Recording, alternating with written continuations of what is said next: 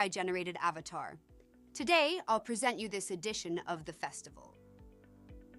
Over the next 3 days, we will explore the horizons of intelligence. This is the theme of the 13th edition of the Scientific Research Festival. At Trieste Next, we will discuss both human and artificial intelligence, ethical boundaries, and the new frontiers science is facing. Where will artificial intelligence take us? What impact will it have on research? Medicine, robotics, astrophysics, food and nutrition, and the environment are just a few of the scientific fields we will delve into at Trieste Next.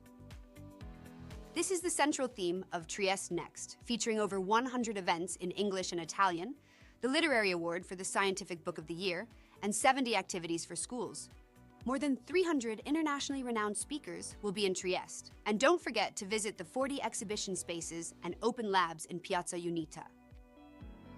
Before we welcome the guests of the next event, on behalf of the organizers and co-organizers, I would like to thank all the scientific institutions of Trieste, City of Knowledge, as well as the institutions that collaborated with us.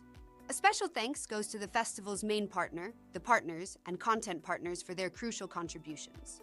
Thanks also to the media and technical partners. Lastly, a heartfelt thanks to the 200 volunteers who made this edition possible. One final note. I'd like to remind you that the next session will last 75 minutes, with the final 15 minutes dedicated to your questions. Please also remember to check the updated event schedule on www.triestenext.t, which you can access via the QR code. Enjoy the event and have a great festival. Okay, welcome everybody. I do love this AI introduction. I really love it. Welcome everybody. Good afternoon, and thanks for coming here for this talk on bionic bodies and modified bodies. And the two speakers I'm going to introduce are Silvia Camporesi, Professor of Sport Integrity and Ethics at the KU Leuven, Belgium University, who's also a Vice Chair of the British Philosophy of Sport Association, and Mato Škerbić, he's a professor at the Department of Philosophy and Culture at the Faculty of Creation Studies at the University of Zagreb, and he is one of the pioneers of ethics sports in his town, and he's also president of the European Association of the Philosophy of Sport. Both Silvia and Matija are author of some books that you can see in this slide. I know that the audience of Trieste Next is not used to see a PowerPoint presentation or images or something like that, but today that's going to be different. And also I would suggest to dedicate not only the last 15 minutes to your question or curiosities, but if you do have curiosities well before the last 15 minutes, please raise your hand, and we will do what we have to do, and I will be happy to answer all your questions related, as I said, to modified bodies and bionic bodies. And before starting to present you some key examples of athletes related to this issue, I would like to ask both Matija and Silvia, some better explanation on what is the ethic or the bioethic of sport. Silvia, would you like to start? Thank you.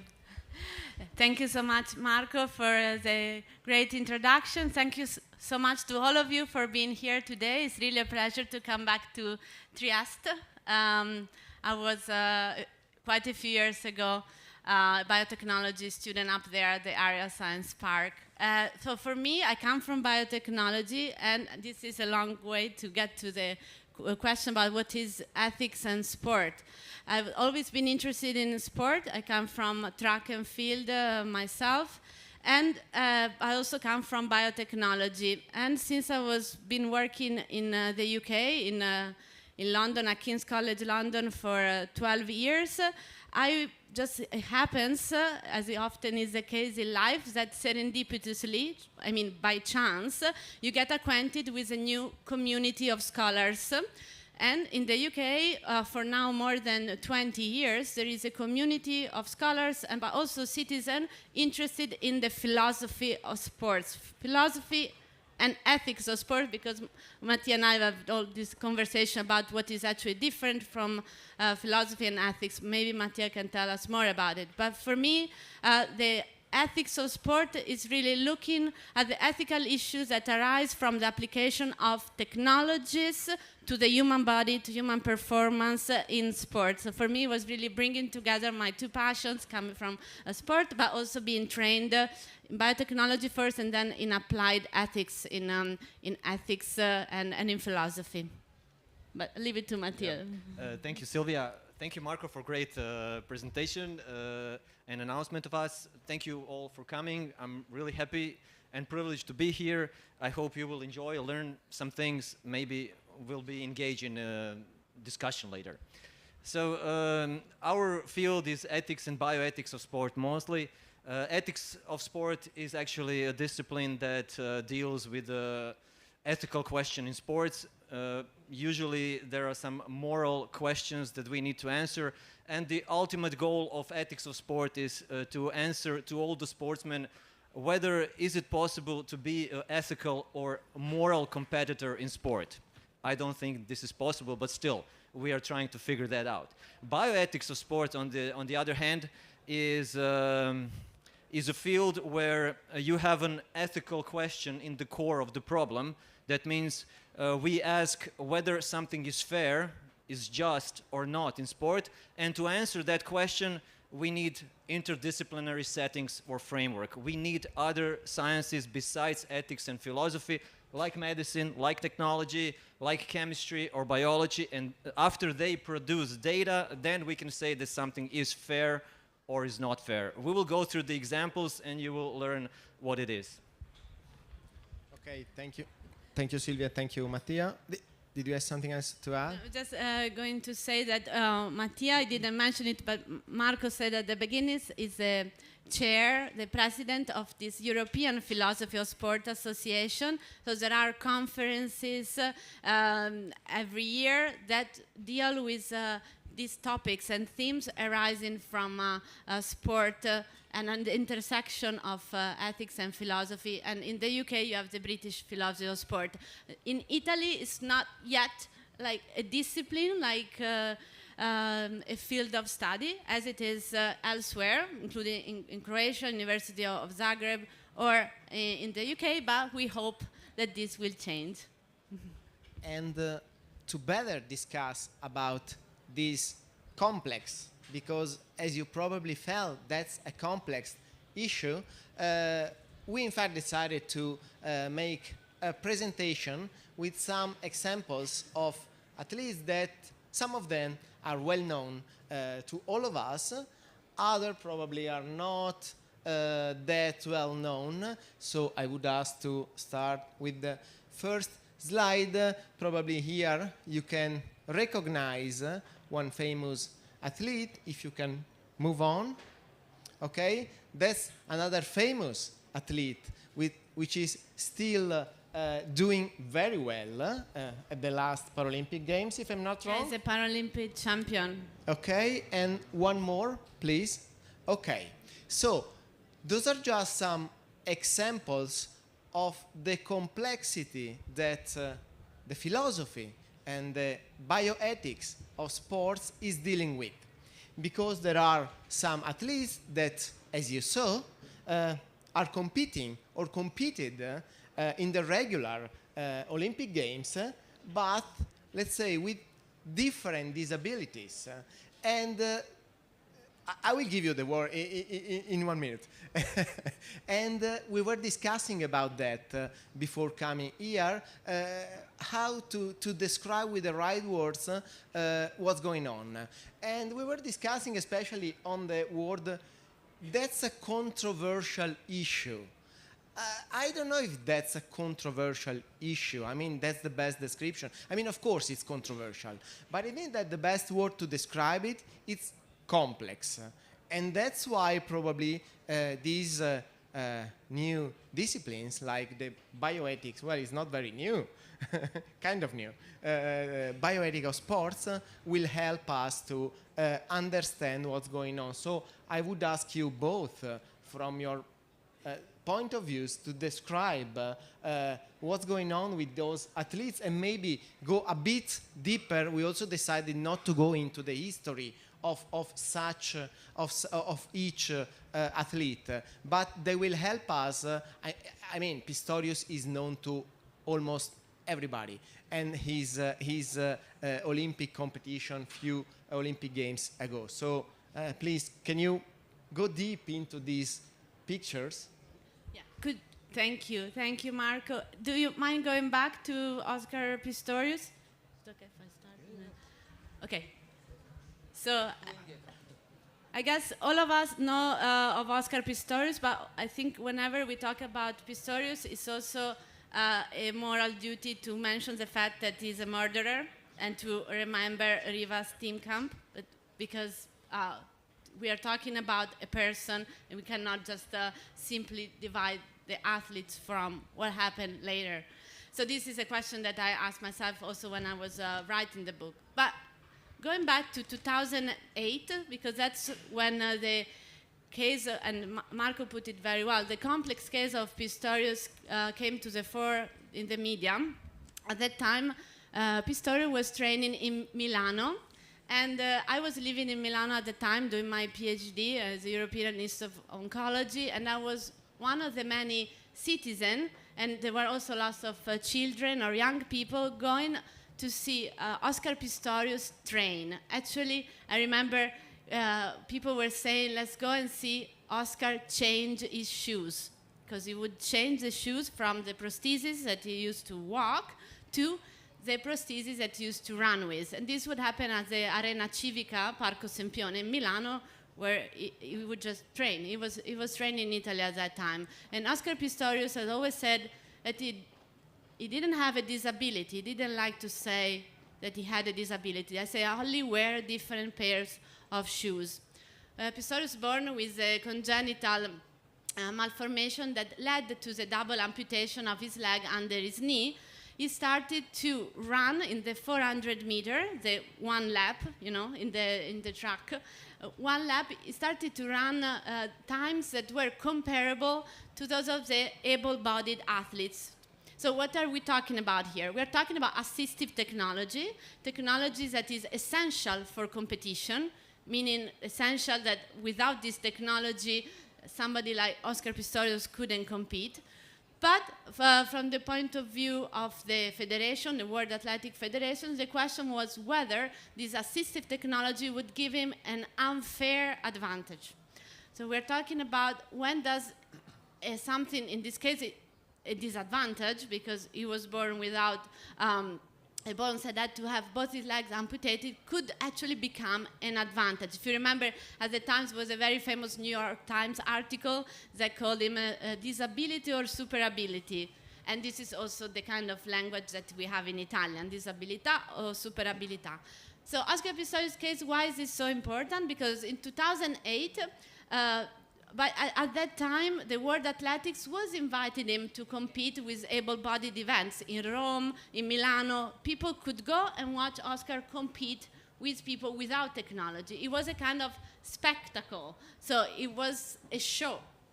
But they said, we don't want you at the Olympics. Okay? It's okay if we come and compete in events in which we invite you, but the Olympics should remain a contest where only able-bodied athletes without technology can compete.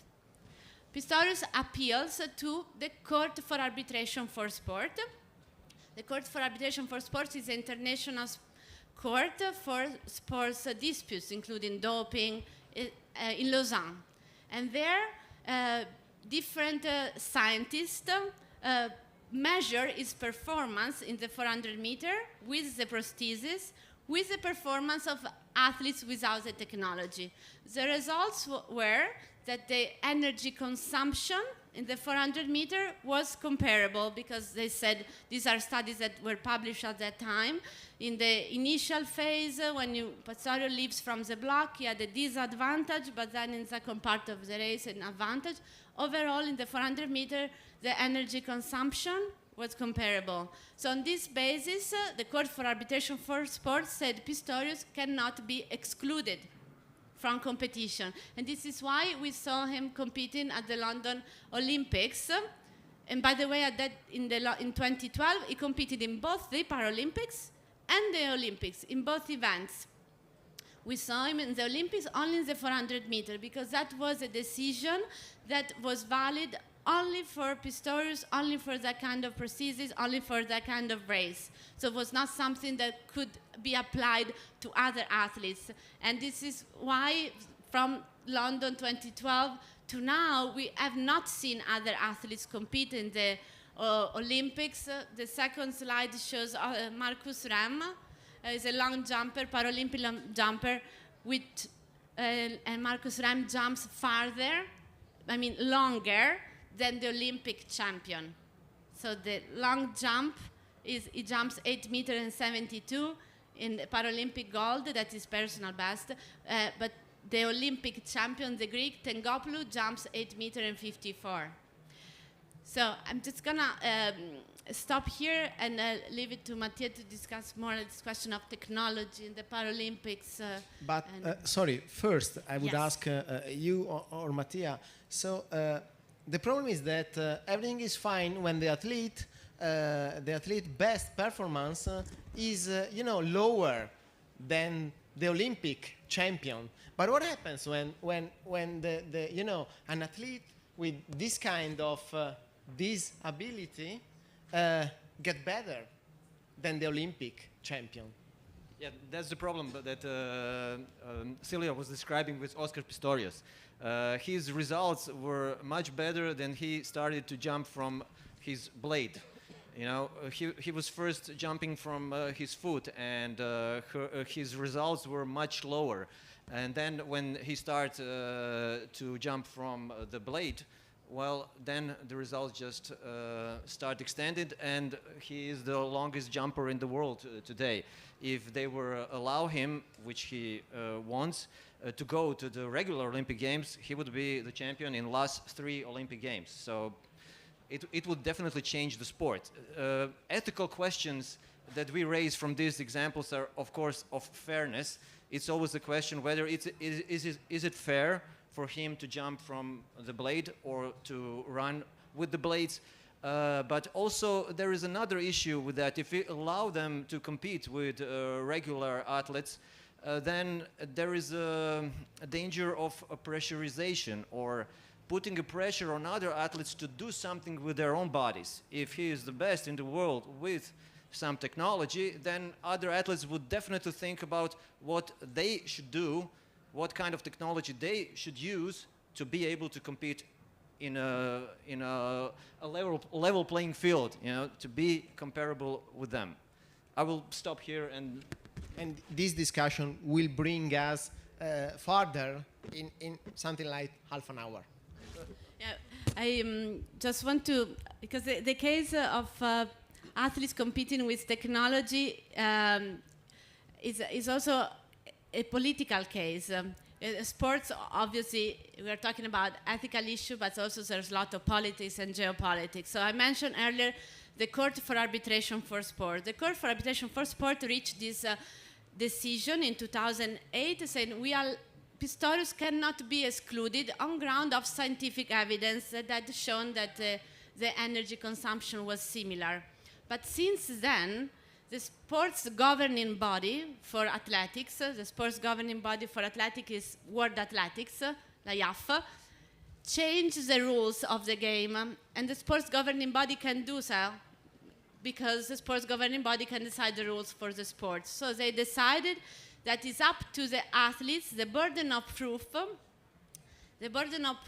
to demonstrate no advantage falls on the athletes with a disability. So from 2016 onwards, Marcus Rem, but there have been other cases with an African-American runner with double amputation. His name is Blake Leeper. Same amputation as Oscar Pistorius. He wanted to compete in Tokyo, but it hasn't not been allowed. So you might ask, why Pistorius, yes, at the London Olympics, and Blake Leeper, no, at the Tokyo Olympics? Why?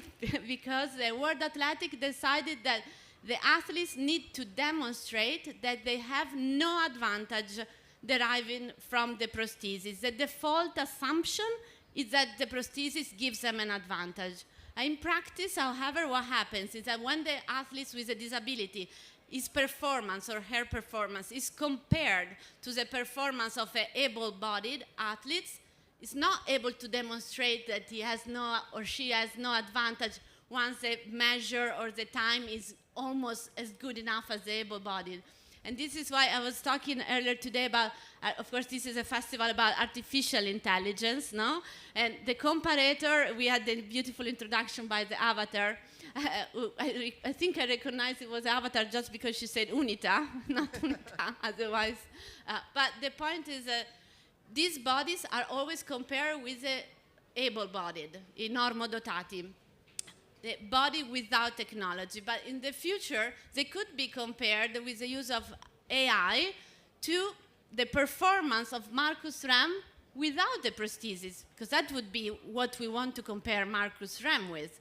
We have Marcus Rem jumping with the prosthesis. Let's see how much he could jump without the prosthesis. Of course, we can't do that. We don't have that point in time in which we had measured him doing the long jump, because his personal trajectory is, he was a wakeboarder, he was doing a different sport, he didn't have a congenital malformation. When he was 14 years old, he was training in wakeboarding, and the boat just basically cut his leg. It had to be amputated, and so he became an athletic long jumper later. But the question of scientific evidence, including scientific evidence produced by AI, could help us to think about this question of fairness. I think that's my opinion. But then, of course, we have also the political issue, because then would this scientific evidence be accepted as a court for arbitration for sport? Because we're talking about when does an advantage become unfair? And the sports federations say we want to retain a fair equality of opportunity within a given category. We never have, we never ask ourselves, is it an unfair advantage if we have an archer like Paola Fantato competing on a wheelchair? She was the second athlete competing at the Olympics. This was 1996 Atlanta. But she was competing on the Olympics. She was good enough, and people would say, well, she has a disadvantage. The technological device, the wheelchair, is not providing a performance advantage. We also have other examples of athletes like the blind runner, the American competing in the marathon, and the South African swimmer competing at the Olympics. We don't think they have an advantage, but the question becomes, it really revolves around the technology. And these are questions, as Matija was saying, why are they bioethical questions? Because they're questions of fairness. Whenever we talk about values, what is fair, we talk about morality, we talk about ethics, but they're questions that require scientific evidence. We're required to know a comparison of a performance. We need to decide what is the right comparator. But then these are questions that have an impact on policy, on regulation, on law. And I think, if you're interested in this kind of question, the message that we want to convey today is that there are people working on this. There are people writing papers on this type of topics. There are scientific journals. Maybe, Matija, you can... Yeah, I just wanted to add a little bit. There are other athletes that are using technology. We call Oscar Pistorius and Marcus Rem to be cyborg athletes. cyborg athletes or cyborgs are people who has their own biological body and then they have some technology added inside or on their bodies. There are other athletes playing different sports that also have, they're cyber athletes. They have some technology in them, like for instance tennis players. Zimonjić was #1 player in doubles. He has a artificial hip. Also Bob Bryan. These are two best double tennis players in the history of that sport. So if they have an artificial hip, is that also a question of fairness or not? Without it, they would not be able to compete. They would not be able to walk normally. So this is also a question of other technology and other technological advancement, which are not that obvious as of those two examples that we saw. We have also, and this is the end for me, there are also some players that are using artificial parts in their hands for better controlling a ball, better throwing a ball, for example, in baseball in America. So where is the question with that? Is that fair? Is that an ethical question that we should also discuss in that kind of field? I think yes. Technology is a big issue, not only with prostheses, but also if you can go on. There is also this aspect which is called technological doping. I mean, doping is something that we are quite aware of, but this technological doping is something that I learned in the last few days when I had to deal with the bioethics of sports. And I would ask you, Matija, and then also Silvia, to describe a bit what's this technological doping, because we have such a different idea. We were discussing about this a lot, and I remember the Festina group. We discussed a lot about the Festina. Maybe someone of you remembers 1998, the Tour de France in 1998. But that's a totally different story. And this guy here is an athlete that everybody knows. So that's Michael Phelps, you know, the best swimmer ever. He's wearing a suit which gives him advantage in the water. So we call it a different kind of doping.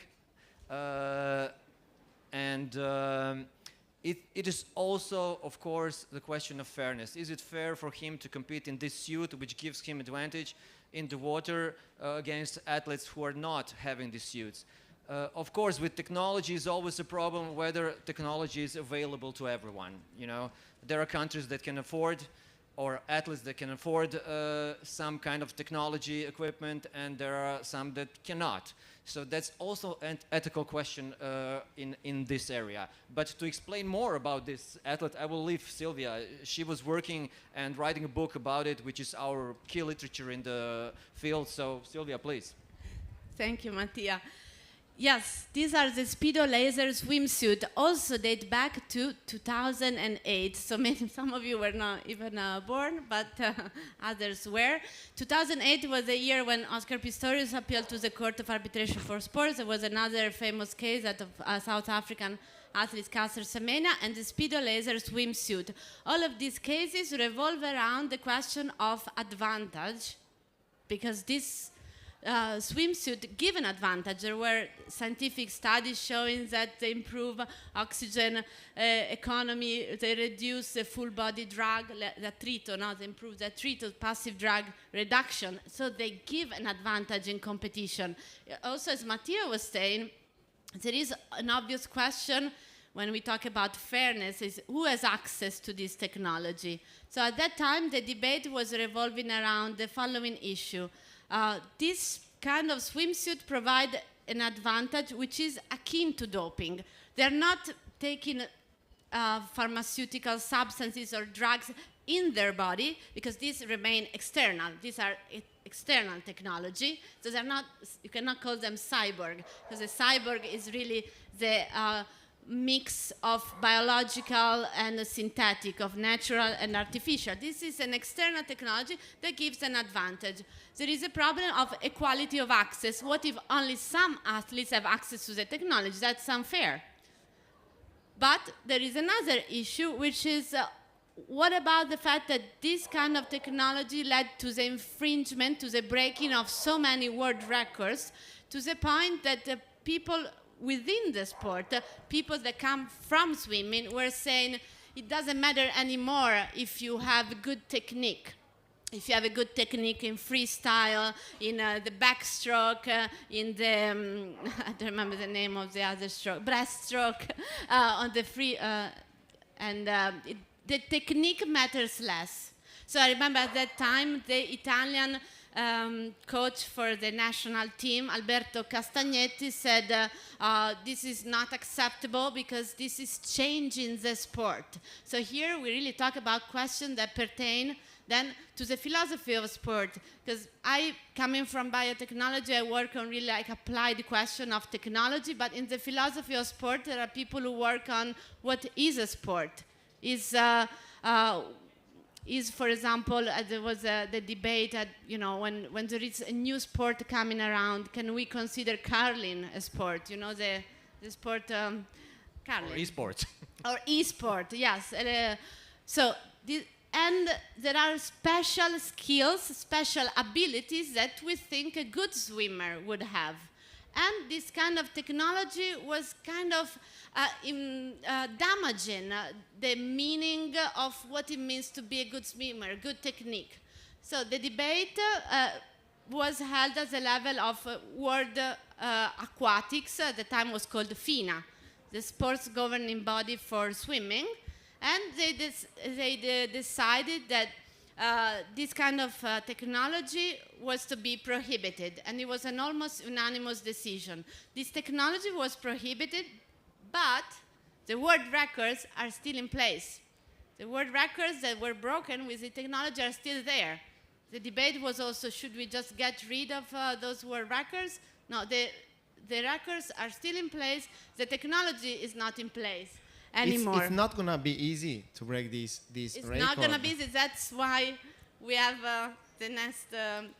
And if you can move to the next, Silvia and Matija were talking about some external, external technologies or technological dopings. But Matthias, is this still the same sport? I mean, is this the same act of competition if we go that deep into modifying our body? I mean, we are talking about the next generation doping, which is called genetic doping. Okay, we on the slide we have actually enhanced game slide, so maybe. Yeah, let's stay here with enhanced games, please. Okay. Yeah. So maybe you heard about that, maybe not. This should be happening on February 2025. It's an enhanced game, or we can call it a doped game. So every doping is allowed, and we want to see on these games what human body can do, which records can we break. If you go on the site of the enhanced games, you will see the video promoting these enhanced games, where an athlete is talking to you. Don't see his face, but he's saying, I'm the fastest runner in the world on 100 meter. I'm way faster than Usain Bolt, but you didn't hear about me. And he's saying, if you want to see me breaking records, well, you should come to Enhanced Games. Enhanced Games is a project of a few very rich people who wanted to see what human body can do with the doping. But I must say, this is controversial again, but still it is in line with what we are doing in philosophy and ethics of sport. We want the highest level of excellence. This is what they want. And they are based on three principles. One is safety. So they want to have a safe sport in a way to have medical teams checking athletes in every possible way with all the technology that is today available. Second one is they want records. Of course, they want to see what human body can do. And when they say we want to allow doping, not all doping. It will be medically controlled and doping which is in line with what sportsmen want to do to achieve the highest possible level of excellence. I must say that in 2000s there were a huge debate in philosophy of sport. I mean, from the beginning of philosophy of sport, in 1972, doping was one of the major topics. And community was divided. They were pro and against doping. And this, the side pro-doping, they said we should allow doping because athletes want to achieve the highest level of excellence. So we should allow them, but medically controlled. So Claudio Tamburini was the biggest name in this area, and he made some very controversial claims how we should allow doping. Well, they're doing it right now. Would you like to see it? I don't know. Would this change the world of sport? I'm not sure. If they will be, if athletes will be safe, medically controlled, and using doping that actually bring their abilities to the highest level and not endangering their health, well, I don't know where is the problem, but let's see. From a philosophical point of view, is this the same sport we were used to? Yeah, definitely. I mean, we are all looking for extremes. We don't want to see two of us running a 100 meters race. We want to see Usain Bolt. We want to see what we can do, how we can break records. So they will break all the records there are. Would you like to see it? I don't know. I think, you know, these enhanced games, I could see some faces before. It seemed to me that not many of you had heard about it before. But can I spend a little bit more time about the enhanced games? So the enhanced games their starting point is that the world of professional sport is corrupt. I think we can agree with that. Professional sport, there are lots of money. When there are lots of money, there are big incentives to dope. But the most vulnerable cog in the wheel is the athlete. The athletes, when they're found positive at a doping sanction, there is a principle of strict liability. They are very severe, heavy sanction. 4 years, they need to demonstrate if they want to have a reduction in the sanction that they had mitigating circumstances, but they cannot say, I didn't know. The prohibited list the World Anti-Doping Agency prohibited list contains more than 250 substances or metabolites, and the athletes cannot say, I didn't know. So what happens in sport that often, and there are data that show that it's not the athletes alone who's doping, but there is an entourage. There is a community of people very close to the athletes, the sports physician, the sports coach, the physiotherapist, who know that the athlete is doping, and either passively or actively are involved in doping. The athletes by themselves is not just going around and dope, because we're talking about very sophisticated challenges. The athletes by themselves going around and doping is the exception. But the rule is that the entourage is also complicit in doping. There are incentives at play for athletes to dope. You can think from a rational point of view. There is so much at stake, and the difference between winning or not winning, we saw it in the Olympics in swimming, is often 0.001 of a second, you know? So the starting point of the enhanced game is that the current doping policy, which puts the liability on the single athletes, is not working. It's not eradicating doping. Every few years we see the single athletes being sanctioned, but the single athletes become the scapegoat, il capro espiatorio, no? The scapegoat, and the system remains the same. So what they want to do, and they're being very provocative, is that we're going to do things in a transparent way. We know that there are incentives at play for athletes to dope, so we put this out there in the open. We say you can take performance-enhancing drugs, but you do in a medically supervised way, so that we measure the effects of the performance-enhancing substances. We also measure the side effects. It's like a clinical trial. So athletes are guinea pig, but athletes are guinea pigs anyhow, and often when they take doping substances, there are no, of course, clinical data showing that actually something that they're taking gives them a certain degree of advantage. They take stuff that probably only harms them, that harms their health, maybe gives them an advantage, but most often than not only harms their health. You know what I'm saying?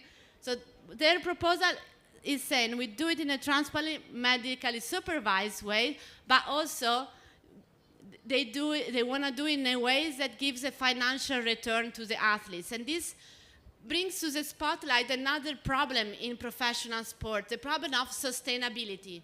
I don't know if you've heard that whenever we have a sport, a mega event like the Olympics, after Los Angeles 2028, we have no host cities saying, I want to have the Olympics, I want to host the Paralympics, because these mega events are not sustainable. It's a problem of sustainability of events. And there are always incentives toward breaking the records. We want to see new world record being broken, but since the human body, so there are two things. Either you change the human body, you have cyborgs, you have genetically modified athletes, or you give some help. Otherwise, we're not going to be able to continuously break this record, no? It's a problem of sustainability of sport. And that's why they also have a lot of money that they say if you break the 50-meter freestyle record, which was obtained with the Speedo laser swimsuit, the 50-meter freestyle is still there. Because we were saying earlier, you know, they eliminated the technological doping, they prohibited the laser Speedo swimsuit, but the world record is still there from 2008. And they're saying if you break that record, but you do it in a transparent way, with the help of performance-enhancing substances, you win $1.5 million. So you can see there. That's a huge. That's a huge step. I mean, the problem with doping actually is if you see last few cases of dopings or last many cases of dopings, you will see that athletes doesn't want to cheat the system in a way that everybody is training and you're not. And then you take a substance and then win. That's not the case with the doping. Athletes use doping because they cannot train more. They've come to their extreme levels of what their body can do. So when they use doping, they're using it for mainly this purpose, to have to sleep less or not train, but to train more. So they don't need to sleep and recover that much, so they can train more. So that's what this is doping for in the most cases. Is that compatible with sports? Are they trying to cheat? Well, they're trying to cheat because they are actually breaking laws. They are breaking social contract that they have with other athletes that they won't use doping. But in other case, this is not cheating. You know, they want to compete better. They want to train more. They don't want to train win without training. They want to train more. That's why they need doping. That's what Silvia was also talking about. Yeah. Enhanced games are coming. I mean, are on the way. You said February 25. They should have been in this month. Let's see what happens. But the next step is another form of doping, which is even deeper, and it's called gene doping. Okay. So we were saying that it's very difficult to continuously break records unless you either take performance-enhancing drugs or you modify your body with in different ways. There are different ways to modify your body. One of these is to modify your genes, including modifying nociception, modulating the response to pain, in order to train for longer. That's what Matija was saying. In order to, you know, after an injury, to recover faster, return to play, to train for longer. So genetic doping is not a future, but actually there are technologies that have been with us for decades now. We're talking about the field of gene therapy. When I was working up at Area Science Park as the International Center for Genetic Engineering and Biotechnology, I was working on a gene therapy project which was aimed at enhancing the vascular endothelial growth factor after a stroke. So you know that after a human being or an animal has a stroke, there are a lot of cells that die because of lack of oxygen. So with the gene therapy, we're trying to bring new vessels to create new oxygen that would basically prohibit a lot of cells from dying. The same technology, though, as you can imagine, can be applied in another context where the baseline is different. If you're talking about a patient, somebody who just had a stroke, you're trying to avoid cells from dying. But if we're trying to create new vessels and bring new nutrient, new oxygen to somebody whose baseline is the normal, what are you going to do? You're going to enhance.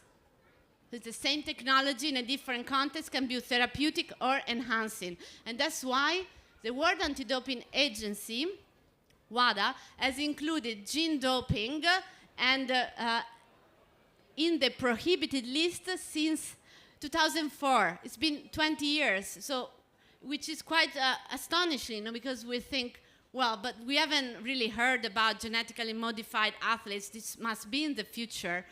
Well, maybe we haven't heard because we haven't been able to detect them. That's always a possibility. Or we haven't heard because there are more efficient ways to dope. I was talking about earlier that at certain professional level, doping is really sophisticated enterprise. It's not something that you do by yourself. You need a team of people that really help you to dope. But genetic doping is one of the most sophisticated ways of doping, and probably not the first line of doping, not the most efficient way of doping. But there are three main targets from gene doping. One is to enhance the muscle mass, create more mass. If you want to do a sprinting event, if you want to do 100 meter, 200 meter, you want more muscle mass. And the targets are genes and mutations that we find in nature. So the technology is trying to mimic what we find in nature, mutation of the level of myostatin, for example. And we already have them naturally occurring. So we have cases of natural doping in our species or in cattle, but this they're trying to do it artificially.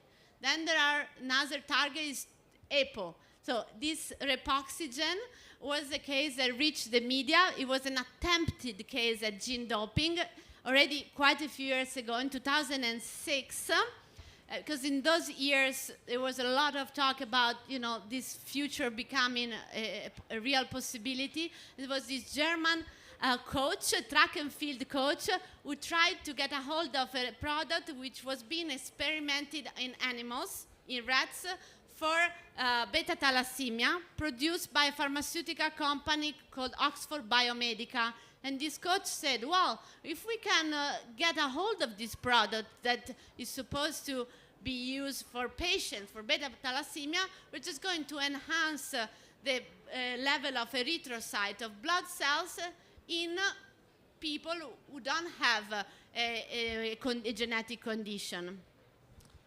The product was called Repoxygen, and it was an attempted case of gene doping because there were some mail correspondence which really brought to the for the fact that he was trying to get a hold of this product. It was the coach, it wasn't the athlete.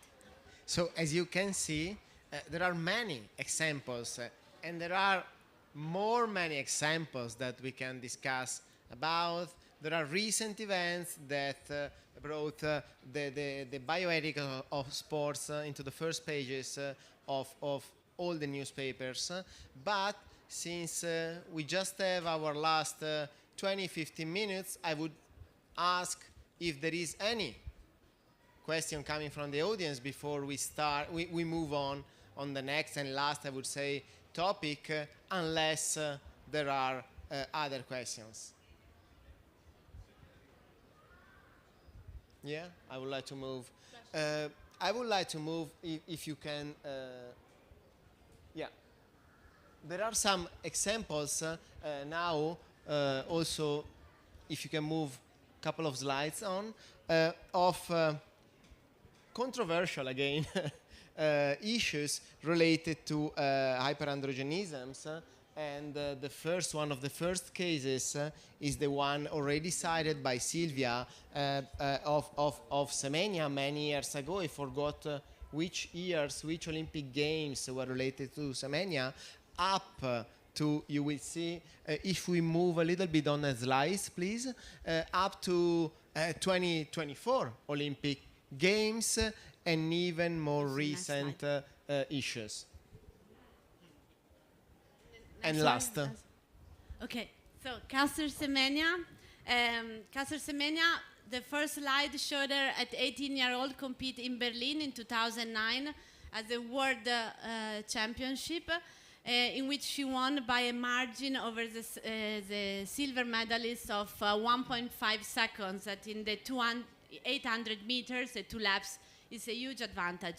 She was clean at the doping test, but because her fellow athletes, some her fellow athletes, were suspicious about the fact that she was really a woman.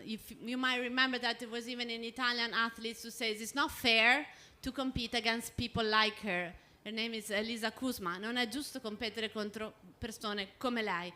Caster Semenya. And the other athlete is Duty Chand, and I'll talk about her. So what happened at that time? This is definitely a very complex issue that is difficult to summarize in a few minutes, because it doesn't start in 2009. It starts earlier when we had sex testing for female athletes. It was required that athletes needed to have anatomical test. It was called the nude parade. So anatomical test to ascertain that a woman was really a woman to be able to compete in the female category. That we had genetic tests in place only for women to be able to compete in the female category.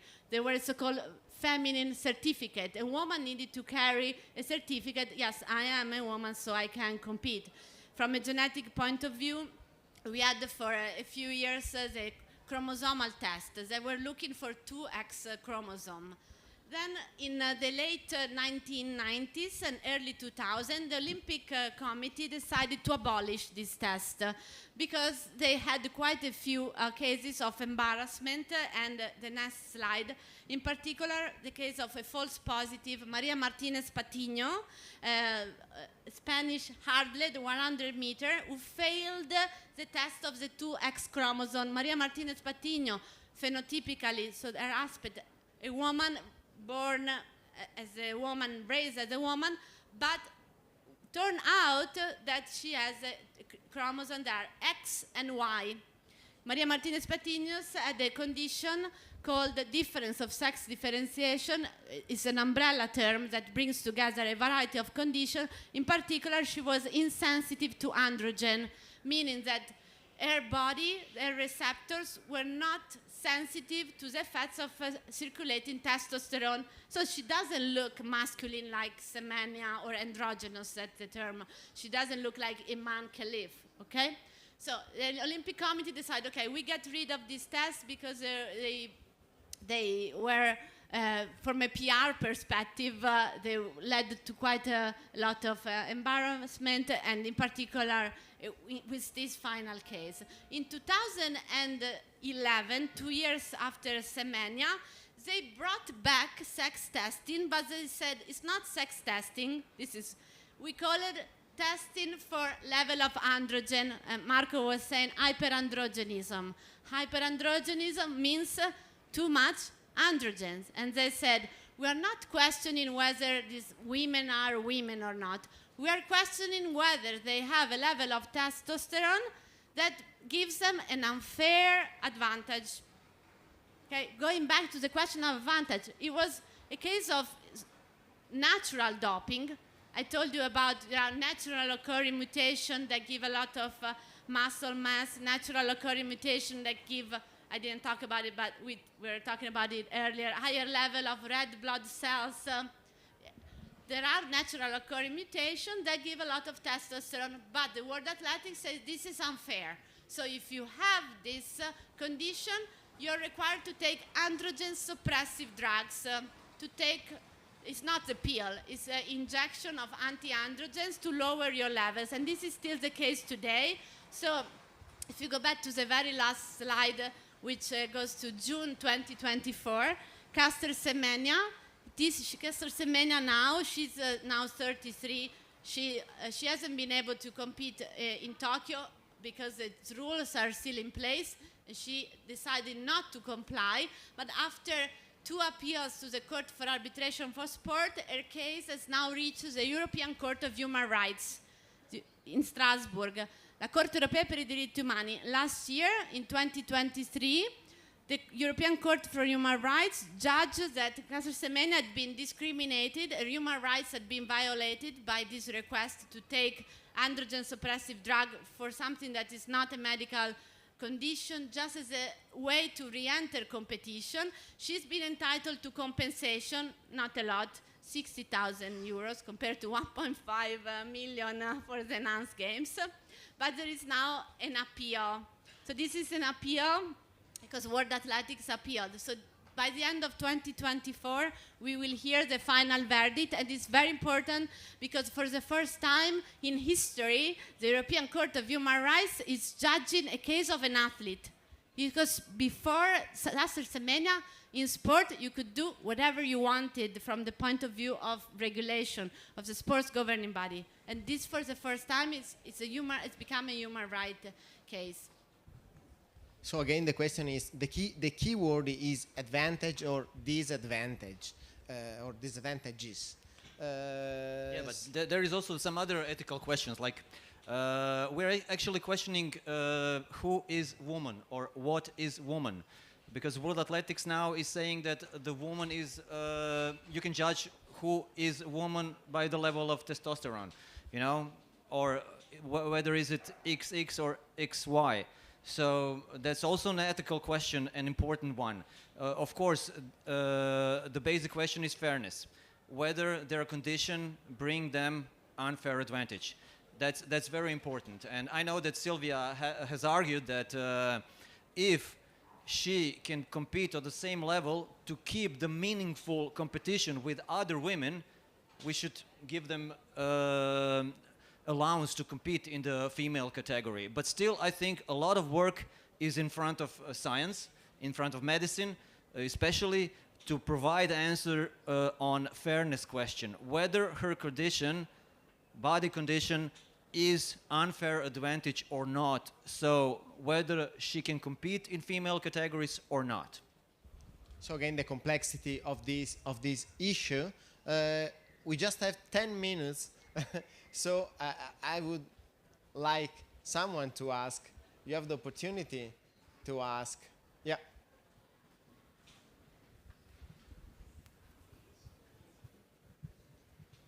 Hi, thank you for your speech. It was really interesting.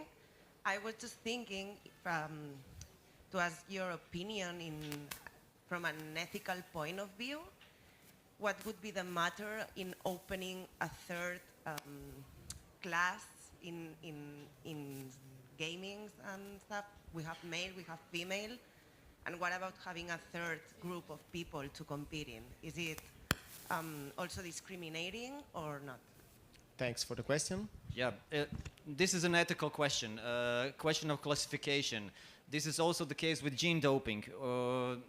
Ethicists ask whether you want to Homo sapiens put into the mode of being a Homo athleticus, so perfect competitor that will break every record. But then there is the issue again of classification. In which category should such person compete? Of course, it will be the best that we create a special category for such people.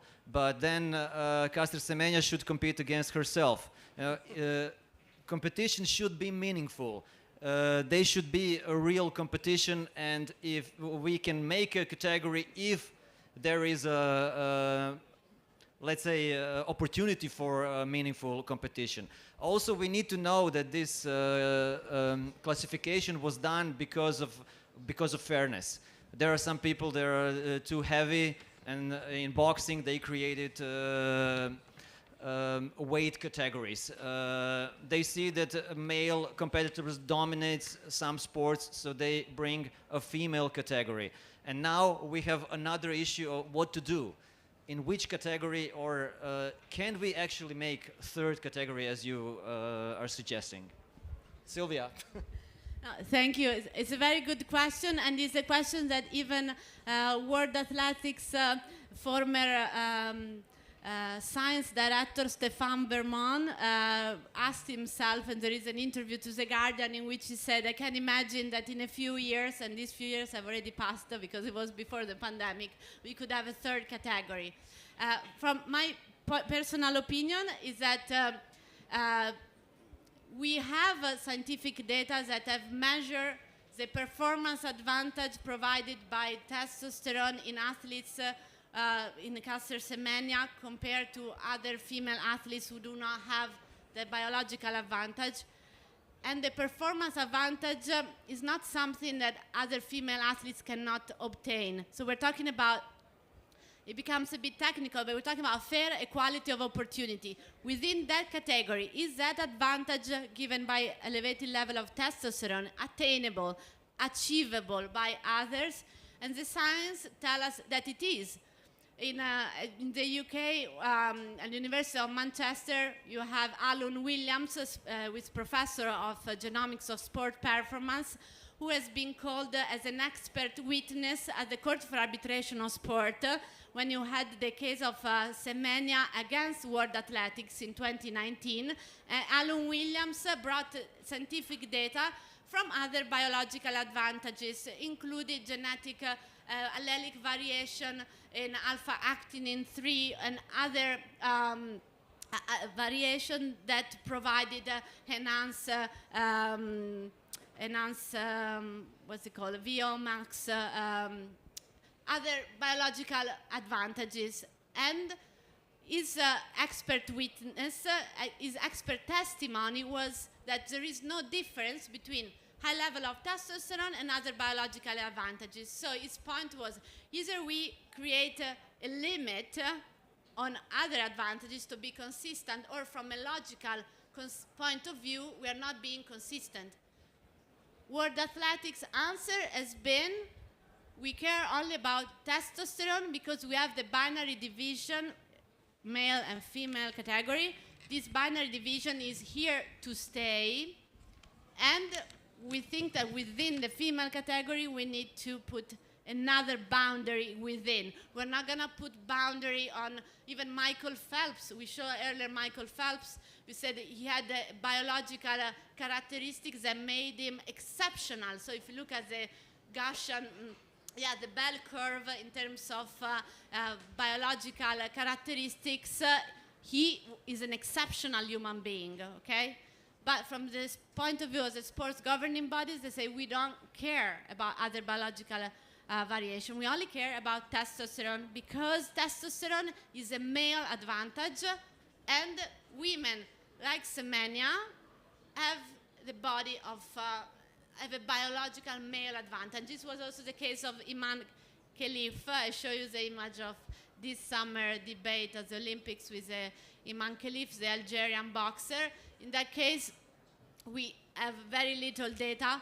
We had the level of the debate was quite low in terms that it wasn't informed from the point of view also of the sports governing body in terms of what the regulations are for boxing, or what it is that we're talking about. At least in athletics, there are rules which we might disagree with. I mean, I openly wrote that I disagree with the rule, and so have many others, but there are others who, of course, agree with the status quo, but the rules are out there, and it's clear what is that we are discussing. So in sport, it's often a black box. And this summer's cases was also full of fake news, at least in the initial phase. No, go ahead. Connecting to this case or cases, there is an important point made to the public, I would say. We learned, or anyone who were involved in these cases, reading about them, that we don't have just male and females, that some people are born in such a biological state that we cannot say that they are male or female. We call them intersex. And this is 1.5% of the human population. So that's somewhere around 100 million people. So what do we do with them? Should we just pretend that they don't exist and just stick to the male and female categories in sport, or should we consider those people?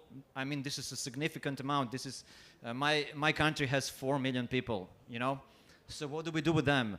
We should think about some resolution about that, some possible ways for them to include in sports. And we should know that these are people who are sportsmen in their core. Sport is their life. So we should provide the opportunity for them to live their life in fullest as sportsmen. And we should do it in a significant way, not just creating some category which will not bring them meaningful competition or their life in sports.